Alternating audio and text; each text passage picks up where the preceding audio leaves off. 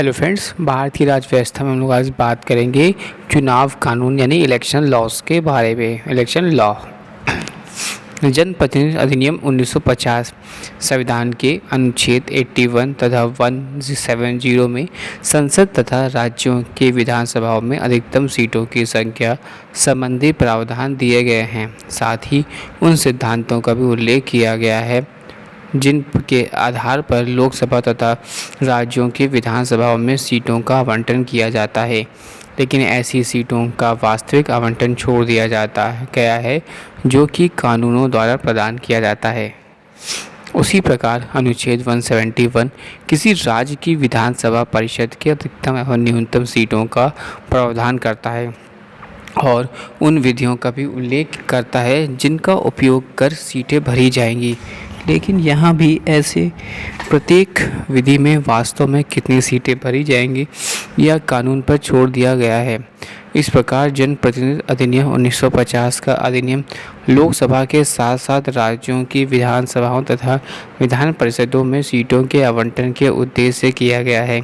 लोकसभा तथा विभिन्न राज्यों के लिए कुल कितनी सीटें होंगी, साथ ही विभिन्न राज्यों के विधानसभाओं में कितनी सीटें होंगी, इसके लिए 1 मार्च 1950 को विभिन्न राज्यों की जनसंख्या का ध्यान में रखा गया।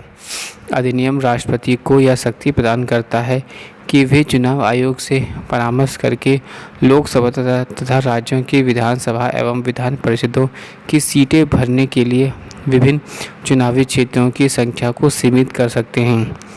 अधिनियम पुनः लोकसभा राज्यों क्षेत्रों तथा विधान सभा एवं विधान परिषद चुनाव क्षेत्रों के निर्वाचक निबंधों का प्रावधान करता है और ऐसे निबंधन के लिए योग्यताओं एवं अयोग्यताओं का भी विस्थापित व्यक्तियों को भी रियायत देने के लिए एक विशेष प्रावधान भी किया गया, खासकर उन व्यक्तियों के लिए जो वर्ष 1949 के 65वें दिन पाकिस्तान के भूभाग से भारत आए थे। मतदाता सूची के निर्माण ऐसी सूची पात्रों का मुद्रा काल तथा विशेष मामलों में ऐसी अवधि में सूची मात्रों का पुनरीक्षण के लिए प्रावधान किया गया है। कुछ कार्यवाहियों संविधान तथा सभा सचिवालय द्वारा भी लोकसभा तथा राज्यों के विधानसभाओं के चुनावों के लिए मतदाता सूची को तैयार करने के लिए की गई थी। ऐसी कार्यवाहियों की वैधता के लिए अधिनियम में एक प्रावधान भी किया गया है। अब बात करते हैं जनप्रतिनिधित्व अधिनियम 1951 के बारे में। जनप्रतिनिधित्व अधिनियम 1950 में चुनावों से संबंधित सभी प्रावधान नहीं थे, बल्कि इसमें लोकसभा एवं राज्यों की विधानसभा के लिए सीटों के आवंटन की तथा चुनाव में क्षेत्रों के सीमांकन की व्यवस्था की गई थी। इसके अलावा मतदाता की अर्हता तथा मतदाता सूचियों के निर्माण का भी प्रावधान किया गया था। संसद के दोनों सदनों तथा प्रत्येक राज्य की विधानसभा एवं विधान परिषद के चुनाव इन सदनों के लिए अर्हता एवं अयोग्यता, भ्रष्ट आचरण तथा अन्य चुनाव संबंधी प्रावधान तथा चुनाव संबंधी विवादों पर निर्णय, ये सब बाद में अपनाए जाने वाले उपायों को छोड़ दिया गया। इसलिए इन बिंदुओं पर प्रावधान करने के लिए जनप्रतिनिधित्व अधिनियम 1951 अधिनियमित किया गया। मोटे तौर पर यह अधिनियम निम्नलिखित चुनावी विषयों से संबंधित है। पहला, संसद तथा राज्य विधायिकाओं के लिए अर्हताएं एवं योग्यताएं, आम चुनाव की अधिसूचना, चुनाव संचालन के लिए प्रशासनिक मशीनरी। चौथा, राजनीतिक दलों का निबंधन। पाँचवा, चुनाव संचालन। छठा, मान्यता प्राप्त दलों के उम्मीदवारों के लिए कुछ सामग्री की निःशुल्क आपूर्ति। सातवां, चुनावी संबंधी विवाद। आठवां, भ्रष्ट आचरण एवं चुनावी अपराध। सीमांकन अधिनियम 2002 भारत के संविधान के अनुच्छेद 82 तथा 170 प्रत्येक राज्य का क्षेत्रीय निर्वाचन क्षेत्रों में बंटवारे तथा पुनर्स्थापन का प्रावधान करते हैं और इसका आधार जनगणना 2001 है। ऐसे प्राधिकार द्वारा जैसे कि संसद कानून द्वारा निर्धारित करें। साथ ही भारत के संविधान के अनुच्छेद 330 तथा 332 लोकसभा तथा राज्यों की विधानसभा में अनुसूचित जातियों एवं जनजातियों के लिए आरक्षित सीटों की संख्या का पुनर्निर्धारण का प्रावधान जनगणना 2001 के आधार पर करते हैं। वर्तमान में संसदीय एवं विधानसभाई क्षेत्रों का सीमांकन 1971 की जनगणना पर आधारित है। विभिन्न निर्वाचन क्षेत्रों में देश के विभिन्न भागों में असमान जनसंख्या वृद्धि के साथ साथ किसी एक ही राज्य में लोगों मतदाताओं का एक स्थान से दूसरे स्थान और सतत आप्रवास विशेषकर गांवों से शहरों की ओर का परिणाम यह हुआ कि एक ही राज्यों में निर्वाचन क्षेत्रों के आकार में भारी अंतर है।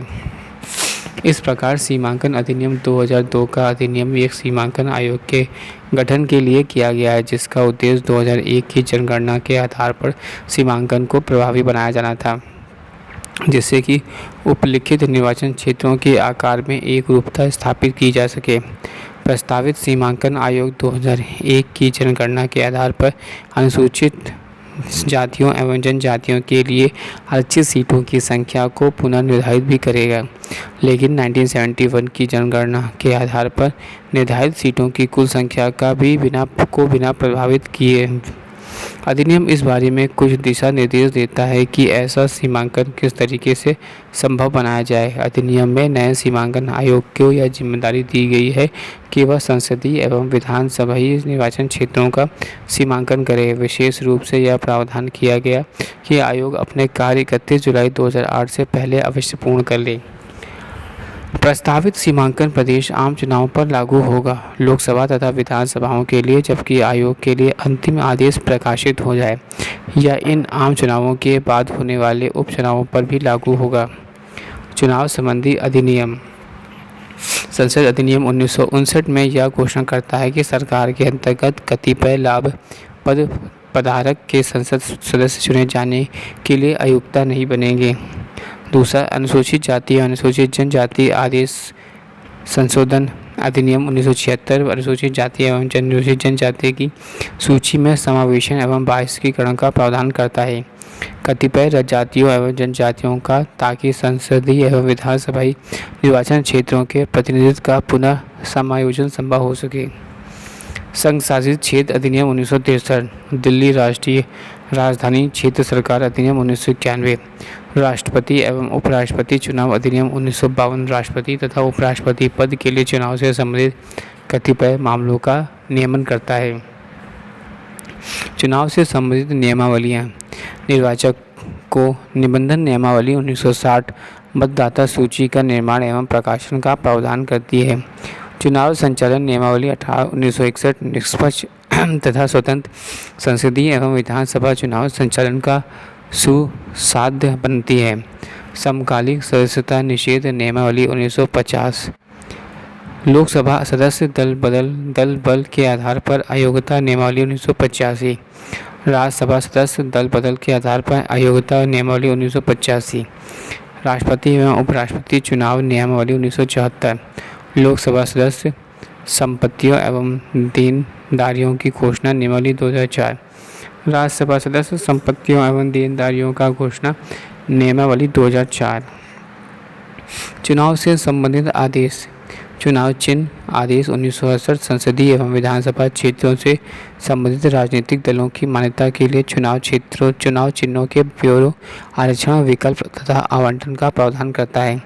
राजनीतिक दलों का निबंधन आदेश 1992 विभिन्न संघों अथवा भारतीय नागरिकों के निकाय द्वारा अतिरिक्त जानकारियाँ प्रस्तुत करने के लिए प्रावधान करता है, जो कि राजनीतिक दल के रूप में चुनाव आयोग के साथ निबंधित होना चाहिए। Thanks for watching and sharing.